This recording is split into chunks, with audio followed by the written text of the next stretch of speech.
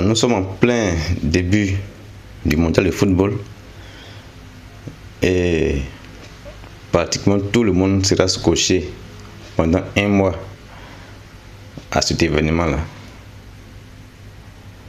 Je profitais pour souhaiter bonne chance à toutes les équipes, en sachant bien que la chance, c'est quelque chose qu'on crée par la préparation qu'on fait avant la compétition. Donc bonne chance à tout le monde. Et l'équipe qui va gagner, c'est pas celle qui est meilleure au départ par les pronostics, mais à la fin, celle qui va gagner, c'est elle qui sera la meilleure, parce qu'elle aura mis tous les systèmes en place, tout l'état d'esprit en place pour pouvoir y arriver. À vous aussi qui me suivez, je vous demanderai de ne pas oublier aussi vos objectifs. Suivez le mondial, mais pensez aussi à vos projets, parce que c'est eux qui vous feront réussir. Aujourd'hui, nous allons faire le lien entre le football et notre vie. Vous voyez, il y a des personnes qui fuient les obstacles, il y a des personnes qui fuient les difficultés. Ils ne veulent pas affronter les difficultés, mais ils veulent réussir. Vous voyez, dans le foot, il y a deux équipes et l'autre met en place des systèmes pour pouvoir contrer son adversaire.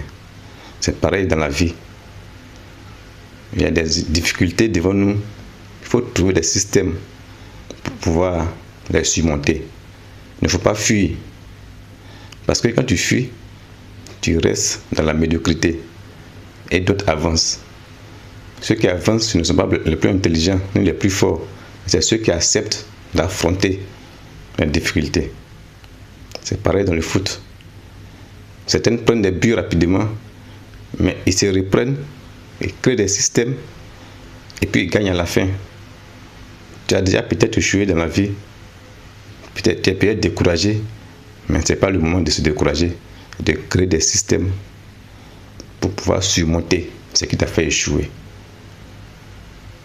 Donc quand nous regardons le foot, nous ne regardons pas seulement pour voir que les joueurs ont marqué ou ils ont gagné, mais faisons un lien avec notre vie.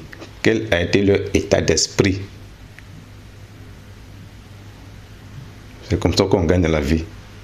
Comme le dit Paulo Coelho dans son livre L'Alchimiste, tout est une seule et unique chose.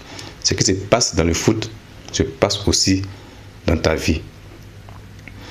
Alors, si vous aimez ce genre de contenu, likez, abonnez-vous et partagez massivement. Mettez en commentaire quels sont les obstacles que vous avez peur d'affronter et on pourra vous aider à y faire face.